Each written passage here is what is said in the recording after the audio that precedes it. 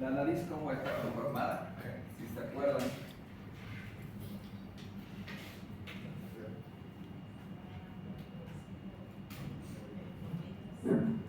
Ya, la parte más importante, que es la parte tanto la estructura y la parte externa. Entonces, la nariz en realidad es una vía de paso, ¿ya?, para el transporte de aire de afuera hacia adentro y de adentro hacia afuera. ¿Qué es lo que sale? Dióxido de carbono. ¿Y qué es lo que entra? Oxígeno, H2O. Cuando hay humo, Dióxido de carbono. ahora hemos inhalado harto humo, ¿no?, en estos días. Entonces, anatómicamente la nariz está formada tiene una forma triangular, ¿ya?, que está dividido por el tabique nasal en dos orificios o dos fosas nasales, ¿ya? Estas fosas nasales están divididos por una parte ósea y una parte cartilaginosa, ¿no? Entonces, este orificio nasal en realidad tiene varias funciones e incluso tiene mucho que ver hasta con el habla, ¿no? ¿Qué es lo que pasa si es que no tendríamos nariz? ¿Cómo hablaríamos? A ver, tápense la nariz y hablen. Os ETs, ¿no, doctor? ¿Ya? Entonces, la nariz está conformada por una parte ósea y una parte cartilaginosa y también tiene partes musculares, tejido celular y piel. Entonces, la parte más importante es la parte muscular.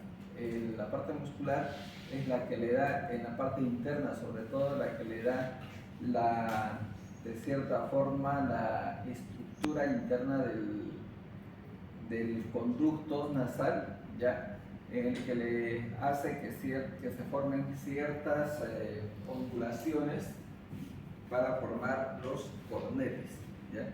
Los cornetes son en realidad los que permiten el paso de aire, ya sea o de oxígeno, ya sea en grandes cantidades, pocas cantidades o en cantidad media, dependiendo al ambiente donde se encuentra. Y aparte de eso tiene funciones importantes, como ya hemos dicho, que lo vamos a ir describiendo más adelante. Entonces, para su estudio, las fosas nasales tienen 4 paredes, una superior, inferior, intermedia y lateral, y 2 orificios. Entonces, en estos orificios es donde se forman los senos paranasales.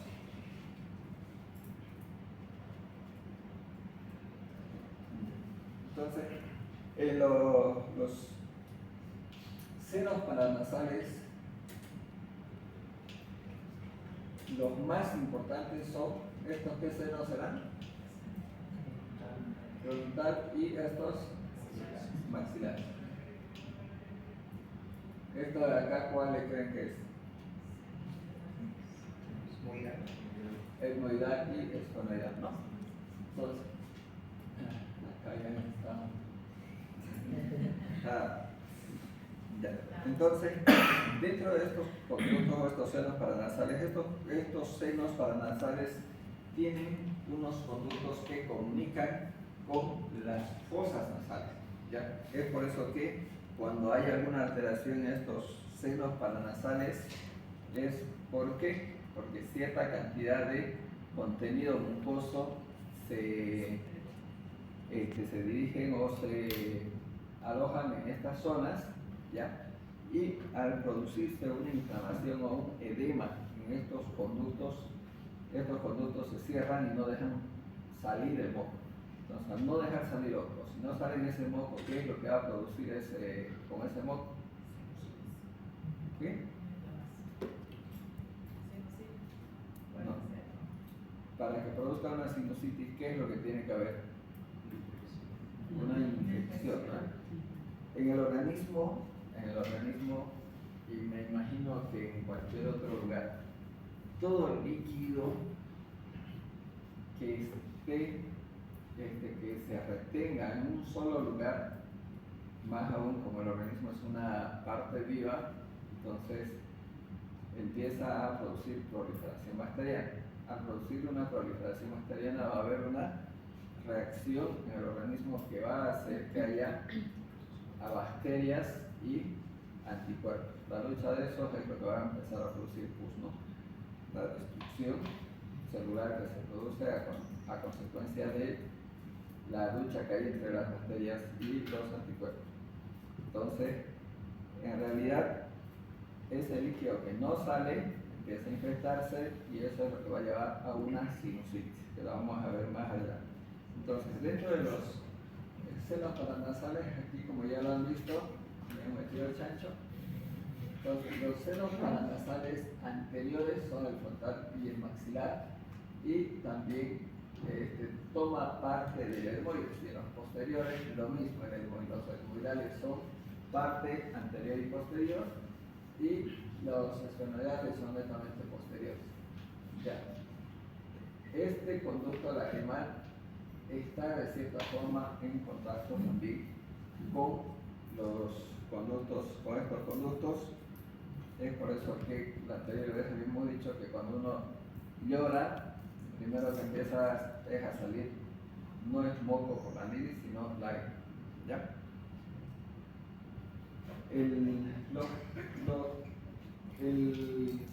Los senos paranasales que con mayor frecuencia tienen problemas o tienden a complicarse con sinusitis son los frontales, pero los que tienen mayor implicancia y mayor clínica es los senos maxilares. ¿Ya? Entonces, los senos maxilares, cuando hay una sinusitis maxilar, el dolor es mucho más intenso, la fiebre es más intensa, el malestar es más intenso, ¿ya? Que los senos frontales. Eso no quiere decir que los senos frontales no causen dolor, los senos frontales también causan mucho malestar. Y los que menos producen sinusitis son los esfenoidales y etmoidales.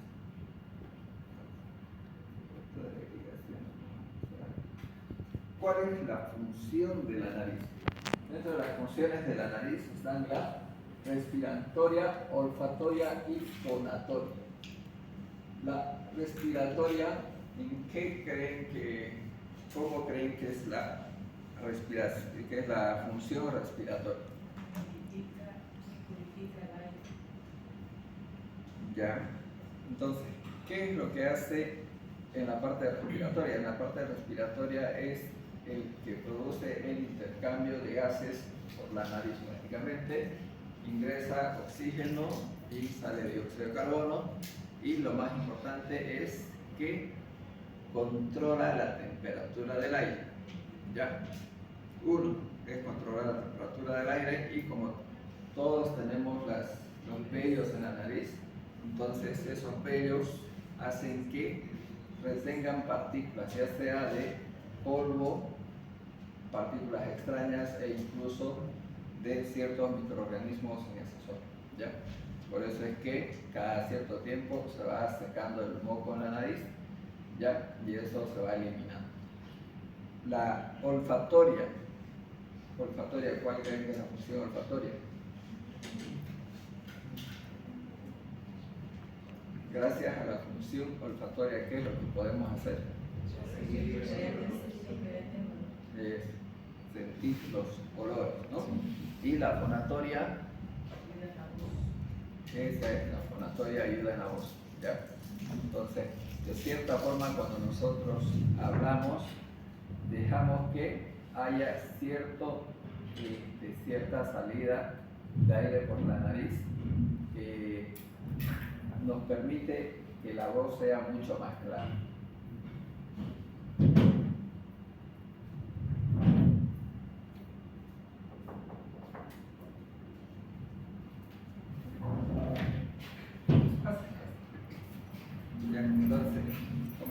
dicho al principio, los meatos, ya son los tres, el meato medio, meato inferior y el meato superior. Estos meatos en realidad son conductos o proturberancias que hacen que el aire entre en cierta cantidad por la nariz. ¿Ya? Ahí el meato medio, por ejemplo, es el que va a hacer que entre nariz en poca cantidad, aire en poca cantidad, que más bien en mayor cantidad, a diferencia de los otros que son el secundario o meato inferior o el olfatorio o meato superior. Por el meato o por el lugar por donde entra mayor cantidad de aire o que permite que entre mayor cantidad de aire, es el meato medio, que es el principal.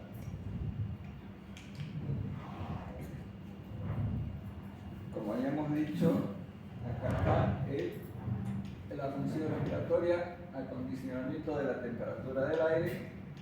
La temperatura del aire normalmente que ingresa por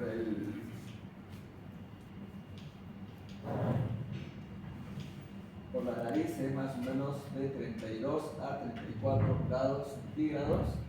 Ya hace purificación del aire y algo importante que nos debemos olvidar, la humectación. Entonces, esta función olfatoria, la función de los sentidos, se da gracias a una zona que se llama zona olfatoria de Schulze, que es un área de más o menos 2 centímetros donde se llega a percibir la sensación de los olores.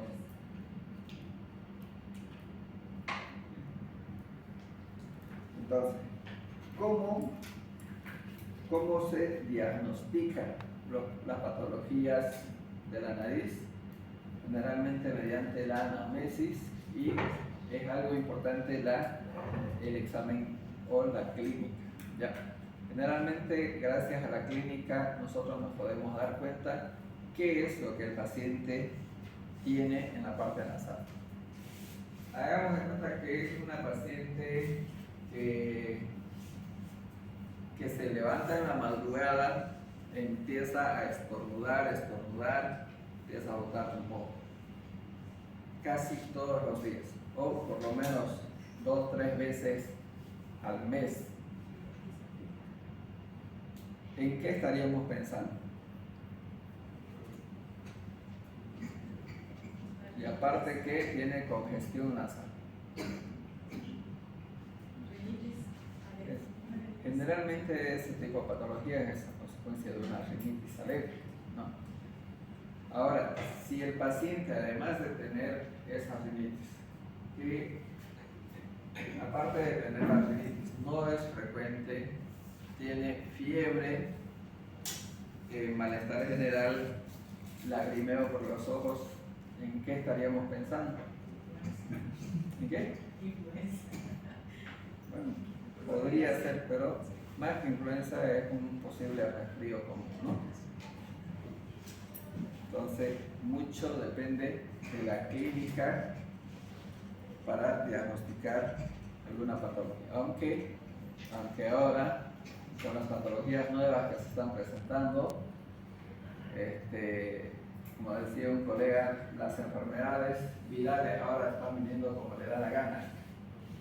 Y a veces es así. Por ejemplo, ¿cuál era la clínica del COVID inicialmente? Tos seca, después decaimiento en general, dolor de todo el cuerpo, después fiebre, falta de apetito, ¿no? Y principalmente dificultad respiratoria.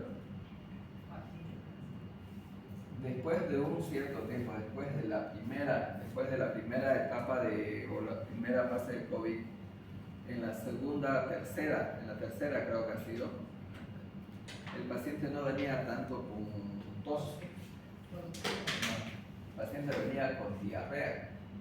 ¿Ya? Muchos pacientes que han llegado con diarrea, dolor de estómago, se les hacía la prueba y salían positivos para COVID. Ya no tenían ese dolor de garganta. ¿Ya? Entonces, ahí es donde de cierta forma hemos errado mucho, seguramente de los médicos que hemos atendido a las emergencias por lo que es el COVID. ¿Por qué? Porque en un inicio tenía una característica clínica específica, ya después ha ido como que, no sé si por la mutación que ha producido en el COVID, porque ha habido varias cepas, entonces me imagino que por la mutación ya el mismo COVID ha provocado diferentes síntomas o diferentes clínicas. ¿Ya?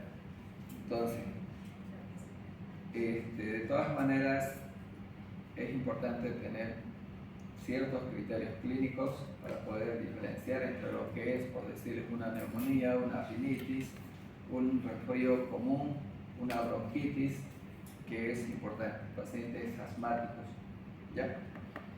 Entonces, para el estudio es importante la rinoscomía, la parte anterior y posterior de los conductos nasales, ¿ya? La nasofibroscopía también, que es un estudio de la nariz anterior o de las fosas nasales anteriores y posteriores, los endoscopios rígidos que no llegan a faringe, ¿ya? Y la rinometría acústica. Son estudios que se realizan en la semiología de las patologías de la nariz.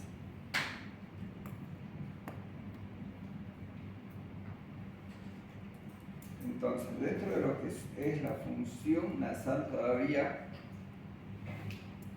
la anosmia, ¿qué creen que es?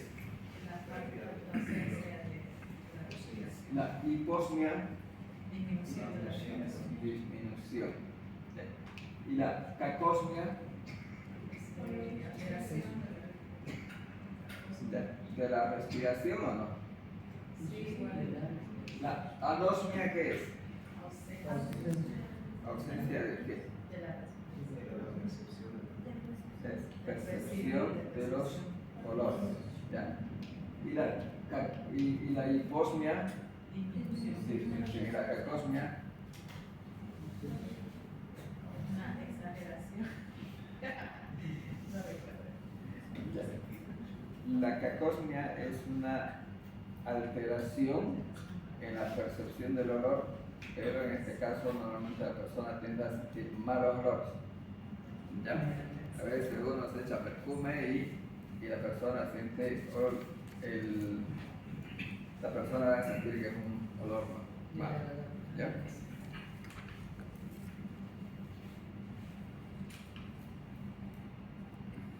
Dentro de lo que son las enfermedades propiamente de la nariz están la rinolaria, obstrucción nasal, la rinorrea, estornudos, dolor y trastornos del olfato. ¿Ya? Entonces, dentro de lo que es la rinolaria se refiere a la pérdida de aire por la nariz durante la fonación, o sea, la pérdida de aire por la nariz al tiempo de hablar. La obstrucción nasal, las obstrucciones nasales pueden ser anteriores o posteriores. Dentro de las anteriores están los traumatismos, los pólipos y las rinitis, y dentro de los posteriores están los adenoides y los tumores. Por los traumatismos, ¿por qué creen que se produce obstrucción nasal?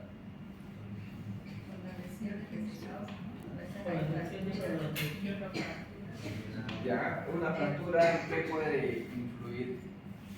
Una hemorragia, Ya, eso es inicialmente una hemorragia puede provocar una obstrucción nasal, pero después de un traumatismo por decirle, de un año de evolución,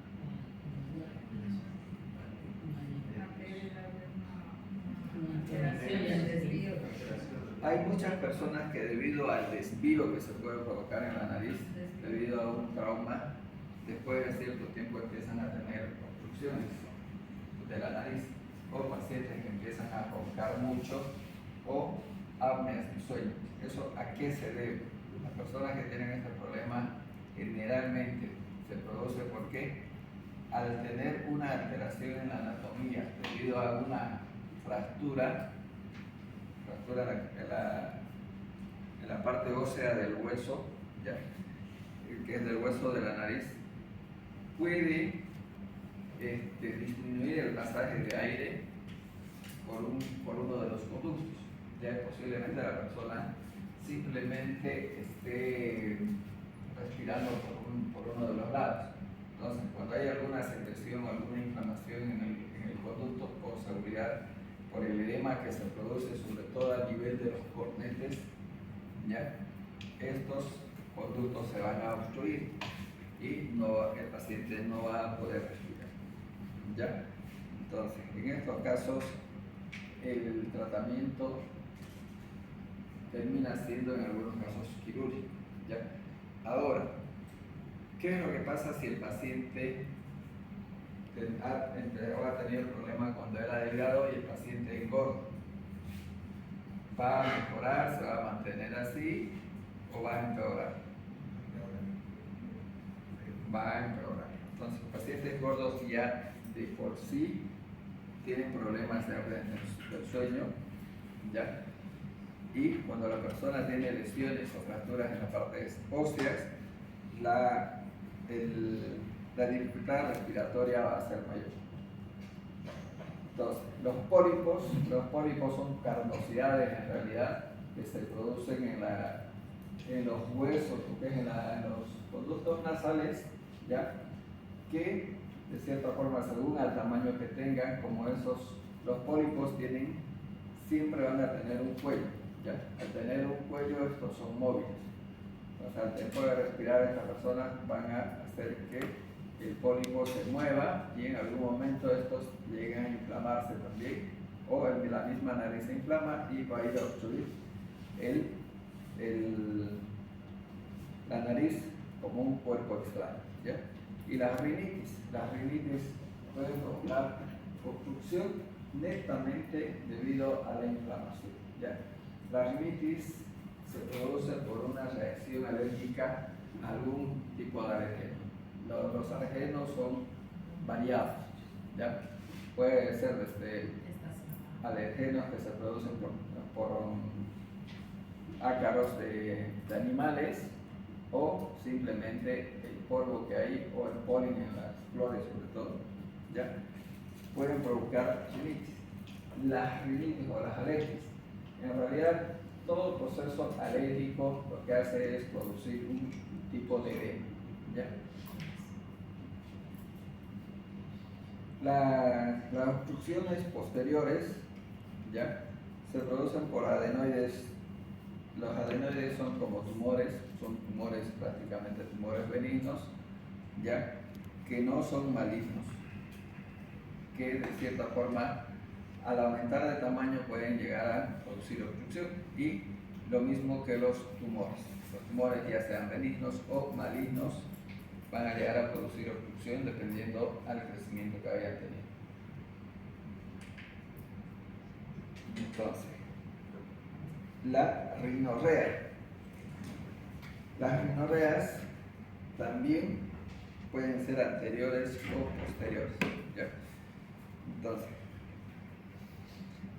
dentro de lo que le caracteriza a la rinorrea puede tener una secreción ya sea clara, ¿ya?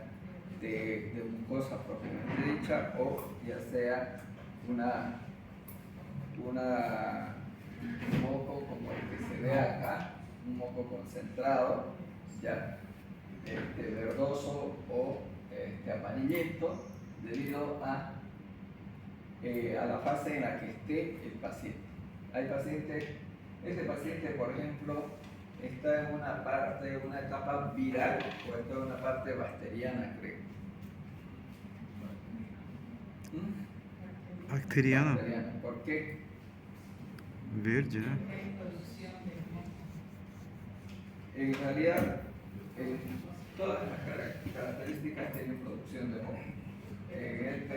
El moco que se produce inicialmente por el edema es prácticamente un moco translúcido, claro.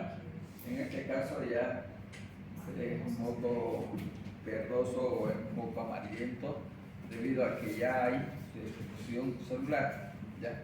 ¿Hasta qué etapa? Un resfrío común, por decirles, ¿cuántos días se considera que el problema es viral?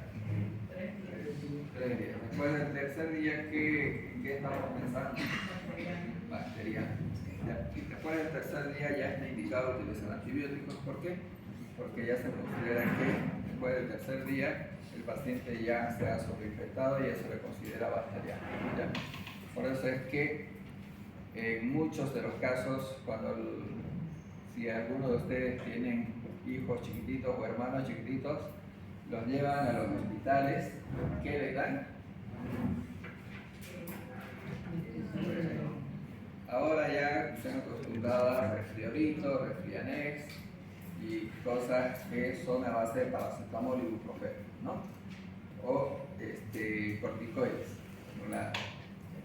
corticoides o antihistamínicos, o simplemente le mandan a nebulizar. ¿Por qué? Porque se dice que inicialmente todo proceso viral, sobre todo en problemas de resfrío común, hasta el tercer día es viral. Después del tercer día ya estaríamos pasando a un problema bacteriano y recién tendríamos que iniciar el antibiótico.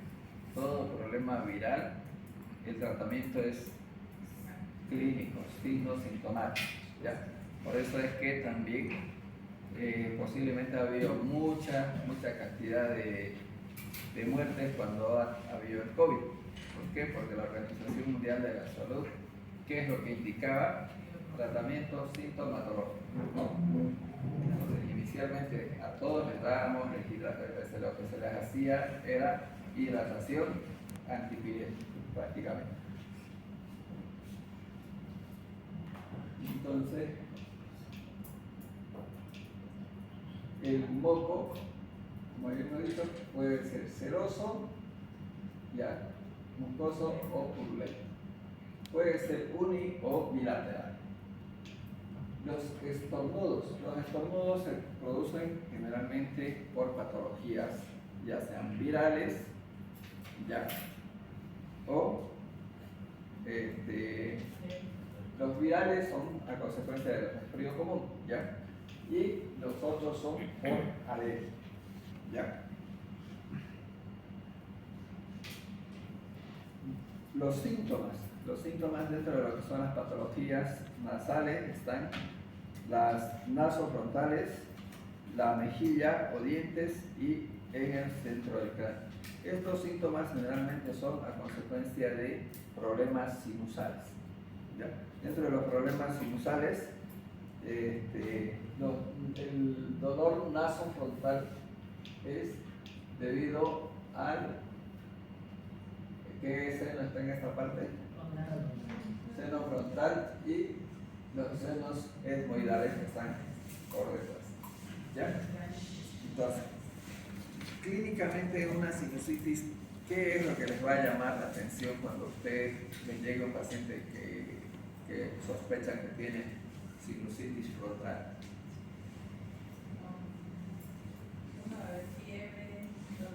No siempre hay fiebre.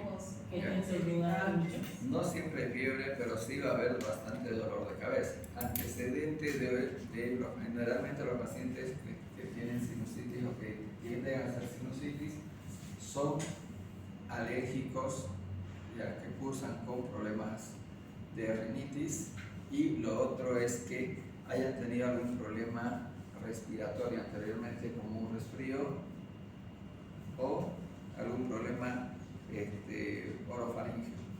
Entonces, esos pacientes generalmente tienen bastante dolor de cabeza, y algo característico que van a decir cuando al paciente le dice, cuando usted se agacha, ¿qué es lo que siente? Entonces, ¿qué es lo que creen que van a decir el paciente? El paciente cuando se agacha siente que la cabeza se le va a caer. ¿Ya? Entonces, eso es algo característico de la sinusitis frontal e incluso de la sinusitis maxilar. ¿Ya? La sinusitis maxilar también da esa clínica, con diferencia es que el dolor es en la parte maxilar y que llega hasta la parte de los dientes prácticamente. El dolor es mucho más intenso.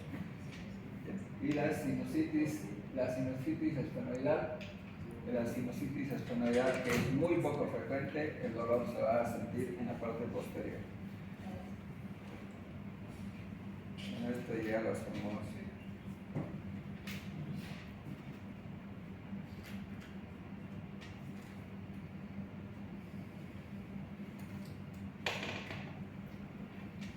Ya dentro de lo que es la insuficiencia ventilatoria nasal están las que se producen por dificultad orgánica o funcional en el flujo de aire por la cavidad nasal. ¿A qué creen que se refiere con eso? Dificultad orgánica o funcional. En cuanto solamente entra el flujo de aire de una sola fosa. Podría ser. Ya. Más que todo esto se presenta en pacientes que tienen problemas en los cornetes.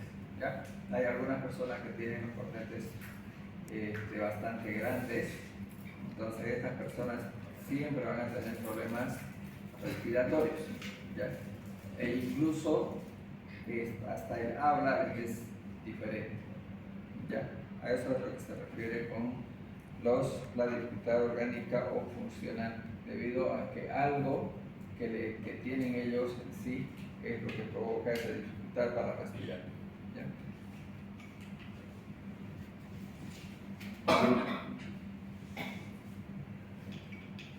Acá, los pólipos, desviaciones del tabique, ¿ya? Hematomas, cuerpos extraños, hipoplasias o atresias linfoanas, los tumores. Esos son los que son de causa orgánica, y los que son no tenemos anotados los de causas funcionales, pero dentro de las causas funcionales son estas las que producen espacios, como los cornetes, sobre todo los cornetes.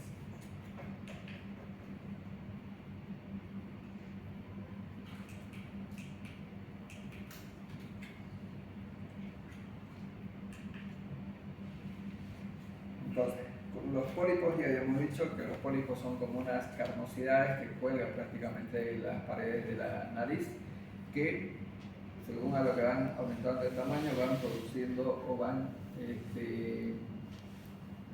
ocupando espacio, que en algún momento va a llegar a producir una obstrucción.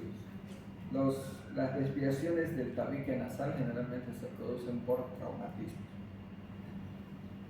Los cuerpos extraños, bueno, eso es más en niños, ¿no? Los niños son los que agarran cualquier juguete y lo meten a la nariz.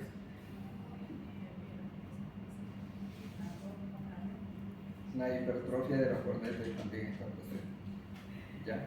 Entonces,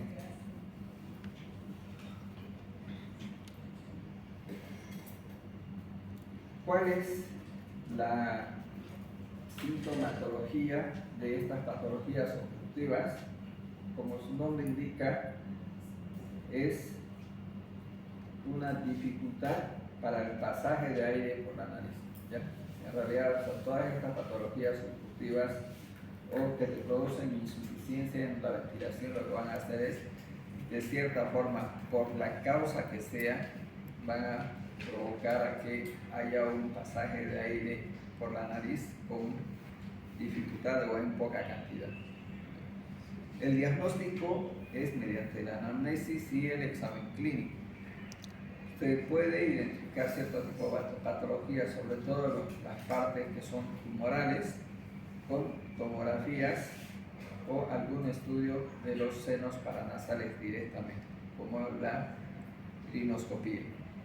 El tratamiento en estas patologías generalmente es dependiendo a la causa. ¿Ya?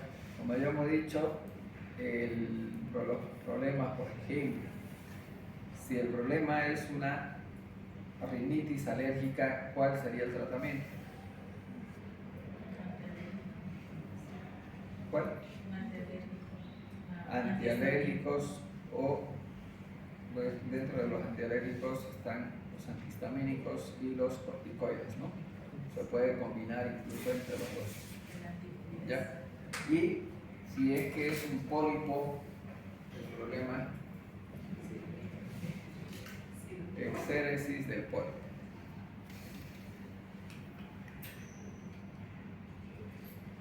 Aquí hay otra patología que se llama apneas obstructivas del sueño. ¿Ya? Estas apneas obstructivas del sueño son patologías no muy, aunque no crean, no muy conocidas o no muy habladas, pero sí son bastante frecuentes. ¿Ya? ¿Quiénes tienen estos problemas de apneas del sueño? Las personas que roncan mucho, con mayor frecuencia. Esas personas que roncan mucho están ahí sonando ahí con la nariz y hay momentos en que paran, ¿no? Y dejan de respirar un momento y empieza otra vez la sonadera, dicen, ¿no? ¿Sí?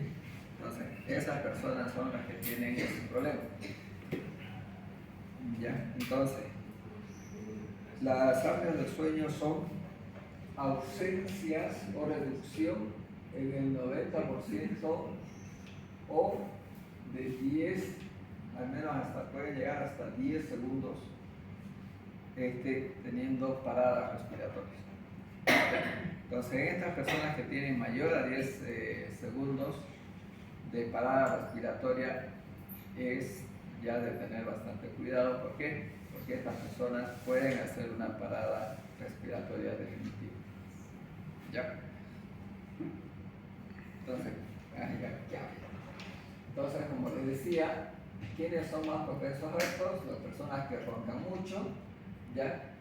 Personas que tienen o están durmiendo normal, ¿ya? Y despiertan.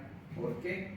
Despiertan porque paran de respirar y tienen un despertar incómodo o despiertan de un momento a otro. ¿Ya? ¿Qué conducta se tomaría, doctor, para en ese caso? Dependiendo la causa. ¿Ya? En la mayoría de los casos son las consecuencias que los tienen, en estos casos, de los cornetes. ¿Ya? Entonces, si es los cornetes, es el tratamiento es quirúrgico. Hay que disminuir el tamaño de los cornetes y si el paciente es puercudito, no digamos gordito, puercudito, entonces hay que darle dieta.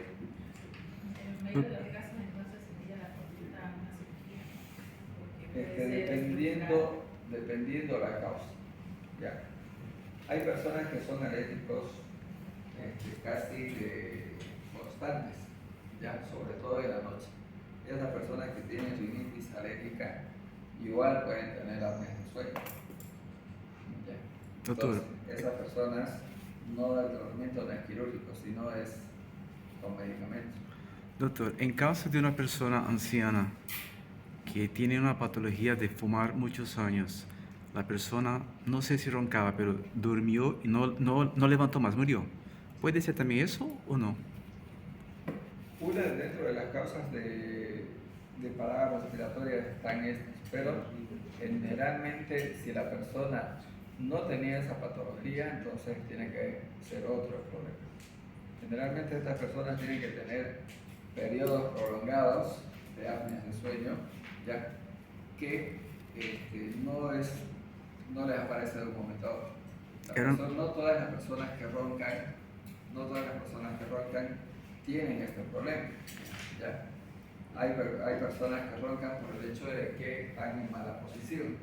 Al dormir, uno con la cabeza o mirando hacia arriba, o las mismas posiciones que tiene el organismo. Pero hay otras personas que roncan en la posición que se duerman o en cómo estén, roncan y lo llamativo es que estas personas están roncando bastante fuerte y tienen unos lapsos de parada de ronquido y cuando empiezan a roncar ahí empiezan a ir como si les estaría botando el aire.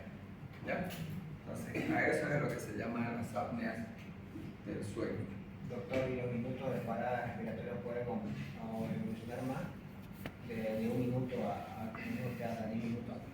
No son 10 minutos, son 10 segundos. segundos. 10 minutos está ya defunto, está fedendo ya. ¿Puede evolucionar? Puede, Hay personas que cuando ya están empezando a tener la clínica, entonces de seguro es que van a empezar a tener esas apneas inicialmente solamente de 2, 3, 4, 5 segundos. Pero si eso ya se va haciendo más frecuente, ya que hay que tener ciertos cuidados con el paciente. ¿Ya? Doctor, estos pacientitos con condiciones de sueño podrían tener alguna patología, como de repente, por ejemplo, puede haber una broncoaspiración y causar una Broncoaspiración, no. neumonía. La broncoaspiración la causa es muy diferente.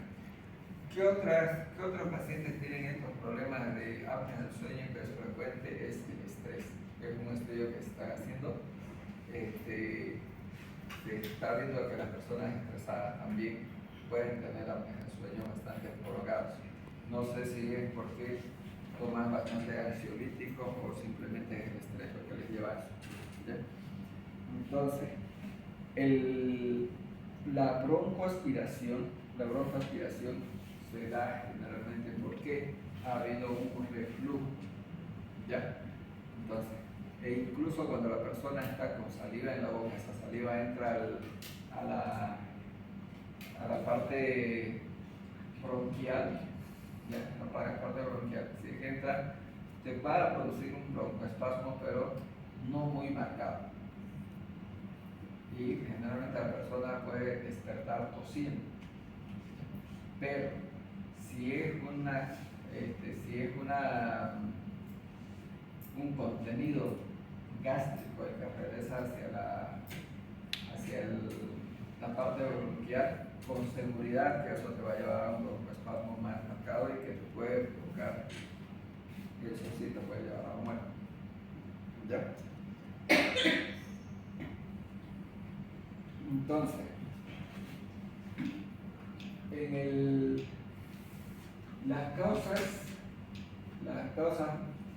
están en la obesidad, como les había dicho, las personas que aumentan de peso son más propensos a tener incluso los ronquidos. ¿Por qué? Porque el pasaje de aire también es menor, ¿no? Y más aún si es que ellos tienen problemas ya de por sí con el tamaño de los cornetes, más el aumento de volumen en esa zona mayor. Los tumores cerebrales. El tratamiento, si es que la causa es la obesidad, evitar el sobrepeso, evitar hipnóticos y alcohol. ¿Ya? Y ventilación con presión positiva es lo que se puede hacer. Entonces, personas que tienen problemas respiratorios, en muchas de las cosas lo que se hace es utilizar ciertos dispositivos para ayudar en la ventilación. Entonces, otra patología que es importante es las hemorragias nasales o epistaxis, ¿ya? Según la causa, es que según la patología hay que ver la etiología, que es la causa, la localización, la frecuencia y la repercusión sistémica. Entonces, según su etiología, pueden ser iatrogénicas, traumáticas o por tumores, ya sean benignos o malignos. Dentro de las iatrogénicas, ¿cuáles creen que pueden producirse? ¿Qué lesiones o qué tipo de sangrado pueden producirse por la nariz?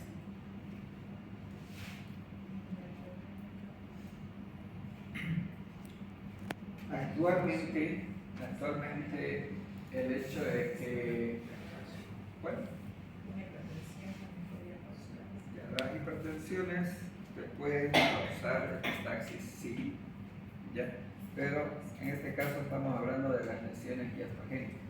En la toma de prueba ¿Toma de prueba de dónde? de secreción. Es muy poco probable, pero puede, ¿no? Generalmente ahora las rinoplastías que son frecuentes pueden provocar estos sangrados, ¿ya? Por iatrogénica. Entonces, otro que es frecuente, ya sea por contusión, que los más frecuentes son los traumatismos o accidentes de tránsito que provocan los traumatismos maxilofaciales y los tumores. Los tumores, bueno, los tumores no sabemos, generalmente los tumores pueden tener una muy marcada vascularización dependiendo del tumor que tienen, o vascularización menor. Las que tienen mayor vascularización son más propensos a provocar sangrados. Ahora, dentro de lo que son las causas sistémicas están, lo que su compañera decía, la hipertensión arterial, la enfermedad de Gosler, enfermedad de Boca-Lumbar, las púrpuras que se producen por las púrpuras generalmente se producen debido a una alteración en la coagulación, en su mayoría por problemas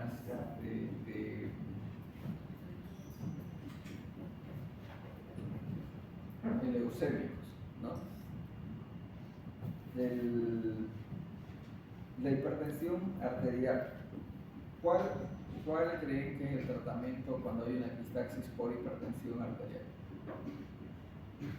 ¿Qué es lo que les va a llegar con seguridad? Les va a llegar pacientes sangrando por la nariz a consecuencia de una hipertensión por dar a la emergencia donde ustedes estén trabajando.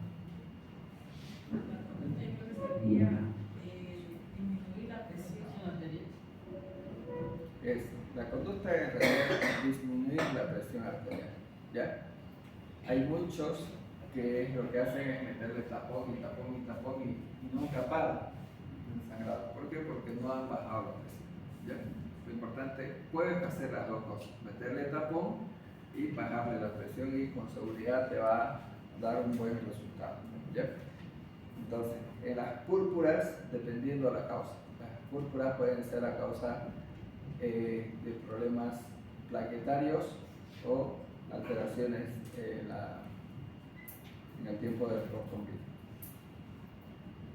En la mayoría de las púrpuras son plaquetarias, ¿no? Las alteraciones. Entonces, dentro de lo que es la localización de las epistaxis, hay anteriores y las posteriores. En una epistaxis anterior, ¿cuál creen que es el tratamiento que se tiene que hacer?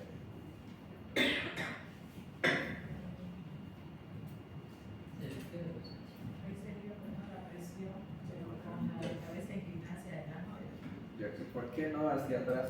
Porque estaría Podríamos combinar con flujo sanguíneo Es- al exterior y Pacientes que están sangrando por la nariz, nunca los pongan con la cabeza hacia atrás, ¿ya? Porque tiene mayor riesgo de broncoaspiración. Entonces, estos pacientes que tienen un sangrado anterior, si el sangrado anterior es por una fragilidad capilar, hagamos de cuenta de que un paciente ha estado caminando, ha estado haciendo mucho esfuerzo tal vez, jugando, o un niño que ha estado correteando por ahí y empieza a sangrar por la nariz, ustedes se dan cuenta que es anterior. ¿Qué es lo que van a hacer? ¿Meterle tapón o no?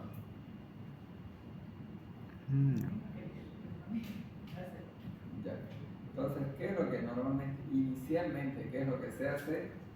Agarrar un dedo y apretar el lado donde está sangrando por 2 minutos. Ya. Una vez que largan, después de los 2 minutos, si el paciente está sangrando todavía, entonces ya meterle tapón. Pero si el paciente para el sangrado, entonces el tratamiento o el tratamiento paliativo es ese. ¿Y el tratamiento definitivo cuál será?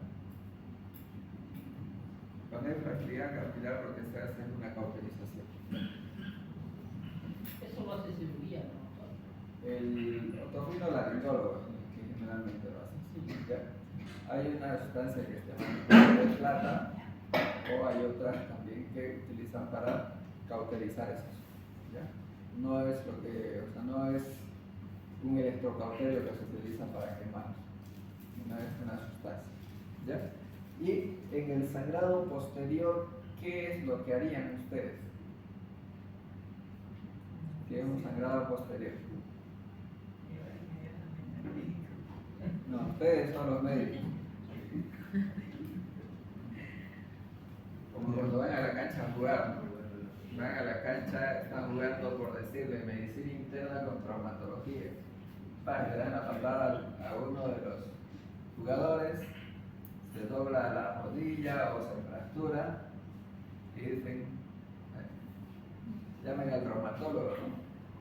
Está ahí y el traumatólogo va a decir que pague su consulta con seguridad. Ellos no pierden. Ya. Entonces, ustedes son el médico de la emergencia. ¿Qué es lo que harían cuando les llega un paciente con un sangrado posterior? Hagamos en cuenta de que le han metido tapones por la nariz por ambos lados y el paciente sigue sangrando, pero la sangre está yendo hacia atrás. Entonces, ahí es donde ustedes se tienen que dar cuenta de que el sangrado no es anterior, sino posterior. Porque si ustedes ponen los tapones en la parte anterior, si es anterior, con seguridad que va a parar el sangrado. Pero si es posterior, el sangrado va a irse hacia atrás. Entonces el paciente de cierta forma va a empezar a escupir sangre o va a decir, me estoy tragando la sangre y va a tener posiblemente, o sea, le va a costar respirar. Entonces, en ese caso, ¿qué es lo que se hace? Antiguamente lo que se hacía es producir o hacer unas torundas de gasa, ¿ya? Se colocaba o se metía una sonda por la nariz, ya hasta la boca, y esa sonda tenían que sacarlo por la boca. Amarrar una pita junto con la torunda, meterlo por la boca y para jalarlo hacia adentro. Entonces la torunda entraba por la boca y de atrás tenía que salir prácticamente hacia la parte posterior de la fosa nasal para producir ese tapón. ¿Ya? Ahora, ¿qué es lo que se hace ahora? Ahora simplemente lo que se utiliza es una sonda Foley, se mete la sonda Foley por la nariz, se infla el balón y se lo jala hacia adelante. ¿Ya? Eso es lo que tienen que hacer hasta que el paciente pueda ser transferido a un lugar donde le van a dar la solución definitiva. ¿Es mismo la sonda Foley o es otra? La misma sonda Foley. Bien gruesa. Hay de diferentes calibres. Ajá. Entonces, hay delgados y gruesos. ¿Ya? Entonces, eso es lo que se tiene que hacer. El diagnóstico generalmente es clínico, ¿ya? Entonces uno se da cuenta de la epistaxis porque ve sangre, ¿no? Entonces, lo que sí uno tiene que, de cierta forma, probar haciendo los tapones es si el sangrado es anterior o posterior. El tratamiento en la parte anterior, como les había dicho, generalmente cuando es una fragilidad capilar, lo que se utiliza es el nitrato de plata. El taponaje es un tratamiento paliativo, ¿ya? Hay muchas personas, sobre todo niños, que están jugando y empiezan a sangrar. Ponen tapón para el sangrado, pasa una semana, un mes y otra vez empiezan a sangrar. Y así pueden estar todo el año, pero sangrando cada mes. Entonces, para evitar eso, que estén sangrando una vez al mes, lo que se hace es cauterizar. Y en los tratamientos posteriores, lo que se hace, lo que les había dicho, tapón con balón inflable o gas, que es lo que se utilizaba anteriormente, y el tratamiento definitivo es tratamiento quirúrgico. Cuando hay un sangrado bastante marcado, cuando el paciente está empezando a tener una clínica de, por decirles, el paciente está empezando a tener o querer entrar en un shock hipovolémico, en esos pacientes hay que utilizar ya sean inicialmente líquidos y se puede utilizar incluso hemoderivados. ¿Qué líquido es el que deben utilizar cuando una persona está sangrando bastante? ¿Qué líquido es lo recomendable? Suelo fisiológico para no pelarlo. ¿Qué otro suero es el Ringer's lactato? Ese es lo ideal. Cuando una persona está sangrando, está empezando a tener hipotensión, entonces lo ideal es utilizar un Ringer's lactato. Si no tienes Ringer's lactato, ya puedes utilizar un fisiológico. ¿Ya? No es recomendable utilizar dextrosa.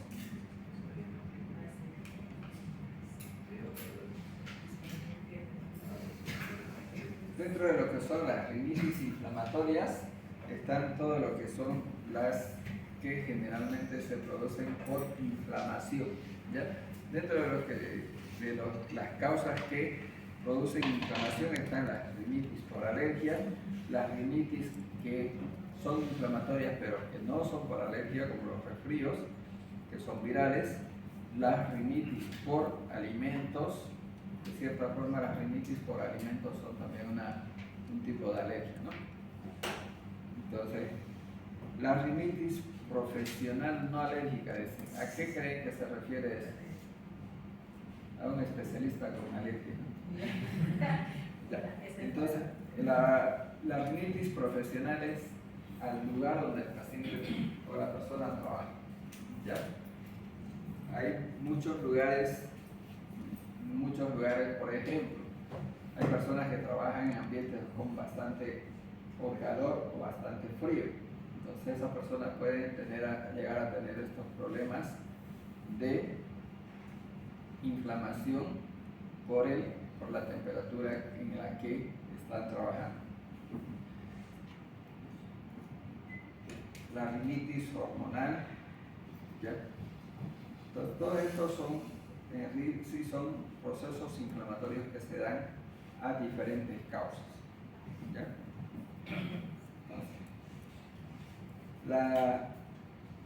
La rinitis alérgica generalmente es debido a una alteración en la inmunoglobulina E.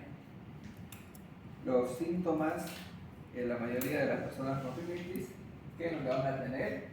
Estornudos continuos, ¿ya?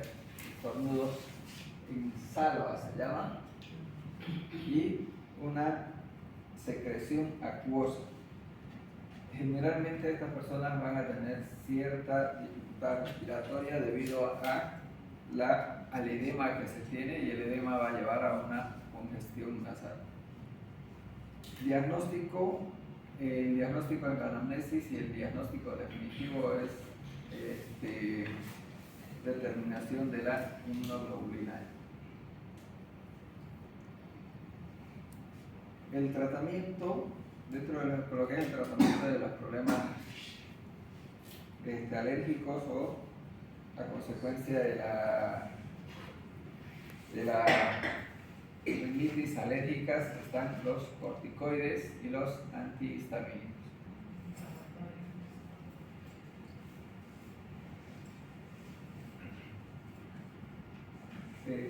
De antiinflamatorias, creo que he escuchado que alguien ha dicho.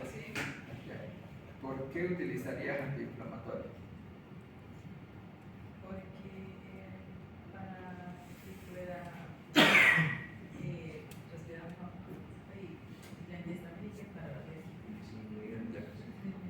Generalmente pacientes que tienen problemas de alergia, generalmente el hecho de que la persona anda tosiendo, anda estornudando, el esfuerzo que produce de cierta forma provoca una inflamación, ¿ya? Entonces sí se puede combinar con un antiinflamatorio que le ayuda también bastante al paciente, ¿ya? Ahora, el mejor desinflamante que existe son los corticoides. Entonces, si una persona combina un corticoide con un antihistamínico, entonces no va a haber necesidad de utilizar un antiinflamatorio que sea en aire. ¿Ya?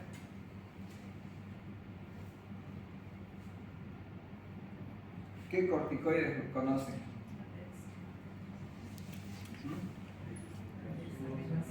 Dexametasona, después otro, aparte de la dexametasona, que es la más conocida, prednisona, Hay que tener cuidado con los diabéticos. la dexametasona.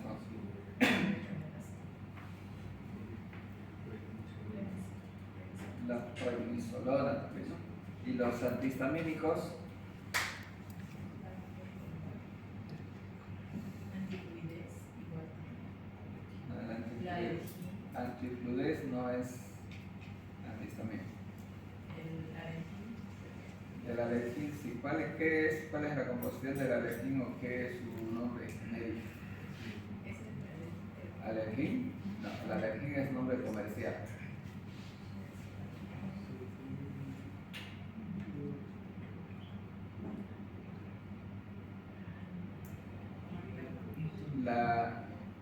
La que más se utilizan en los puestos de salud es la clorferinamida, ¿ya?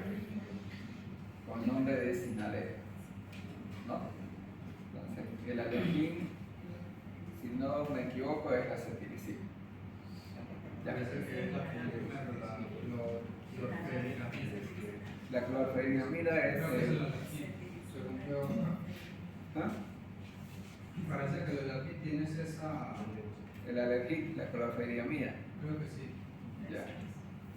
Entonces no estoy muy seguro, como les digo, no siempre utilizamos nombres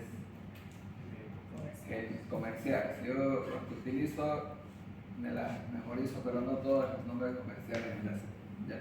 Entonces, dentro de los genéricos están la clorferinamida, la cetiricina, la levocetiricina, ¿ya? Que son las que con mayor frecuencia utilizamos, la decloratadina. ¿Ya?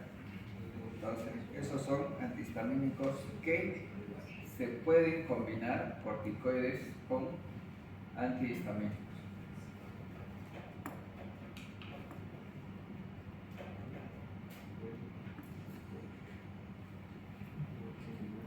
Entonces, dentro de lo que son las rinitis inflamatorias no alérgicas, generalmente son a consecuencia de alteraciones que tienen, de cierta forma, las rinitis que son persistentes, ¿ya? Que en la mayoría de los casos se producen por causas ambientales. Hay personas que, por decirle, en la mañana están bien, hay cambio de clima y empiezan con sus problemas sinusales. Hay otras personas que de cierta forma son alérgicos, pero empiezan a tener emociones grandes y empiezan con sus crisis de rinitis o rinorrea. ¿Ya?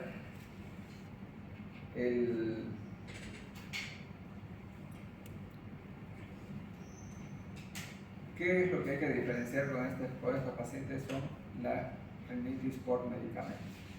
¿Ya? ¿Cómo se diferencia? Generalmente las personas que tienen rinitis después de que han consumido cierto tipo de medicamento, a pesar de ser propensos a tener estas patologías, las personas van a tener esa reacción después de utilizar el medicamento. Entonces, ahí es donde el médico tiene que darse cuenta qué medicamentos puede utilizar el paciente y qué medicamentos no. Porque si el paciente llega con una rinitis a su centro de salud después de que ha consumido algún medicamento, entonces ustedes, ¿qué tendrían que preguntar? Si antes del medicamento tenía ya la rinitis. Si el paciente tenía cuadros similares anteriormente o no. ¿Ya? Entonces, si el paciente tenía cuadros similares anteriormente, entonces tendríamos que ver, tal vez utilizar el mismo medicamento en una oportunidad cuando el paciente no esté con la patología para probar si hay reacción a ese medicamento o no. ¿Ya?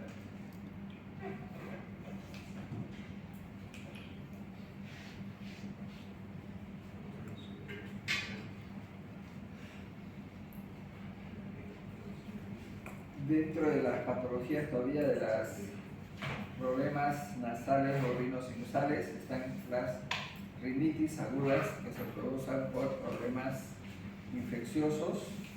Ya dentro de los problemas infecciosos, prácticamente en la mayoría de los casos son a consecuencia de problemas virales inicialmente, como hemos dicho anteriormente, que se van complicando con problemas bacterianos.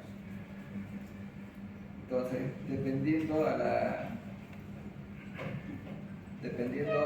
la patología o dependiendo a la causa, el tratamiento será con antibióticos después de cierto tiempo, ya dependiendo en realidad más dependiendo a la clínica. ¿Ya?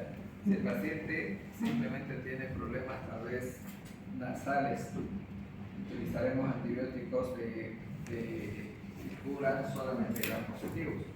Pero si el paciente tiene problemas de garganta, problemas de tos, está tosiendo, bota bastante flema, entonces también hay que utilizar un antibiótico que cubra gran negativos. Ya utilizar antibióticos gram positivos y para gram negativos.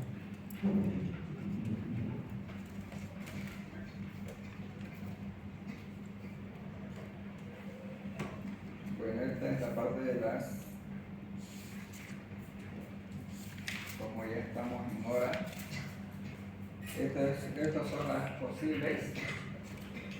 posibles bacterias que generalmente pueden contaminar un problema viral. Streptococcus pneumoniae, le damos virus influenza, Moraxella catarrhalis, el Staphylococcus aureus, los anaerobios y los microaerófilas. Esas son las bacterias que pueden sobreinfectar cualquier proceso viral. ¿Ya? Entonces, las causas de las sinusitis, generalmente, como habíamos dicho anteriormente, son la consecuencia de la inflamación que se produce en los conductos que llegan o que comunican la nariz con los senos paranasales que impiden la salida de líquido que entra en esa zona. ¿Ya? Bueno, ahí lo vamos a dejar y vamos a continuar en la siguiente semana. No va a haber todavía nada de la fecha del examen, ¿no? Según un consejo de aquí 2 semanas.